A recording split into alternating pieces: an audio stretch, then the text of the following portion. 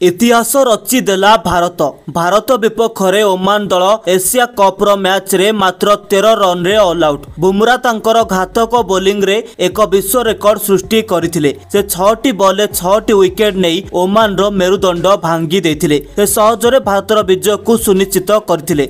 यदि आपण मध्य team India विश्व रेकर्ड देखा चाहूँगी तेबे ए वीडियो को हृदय लाइक करंतु एवं चैनल को सब्सक्राइब करंतु। भारत एवं ओमान मध्य शेष ग्रुप मैच खेला जो भारतीय दल प्रथमे बैटिंग करी 246 रन करथिला। तिलक वर्मा सर्वाधिक 104 रन करथिले।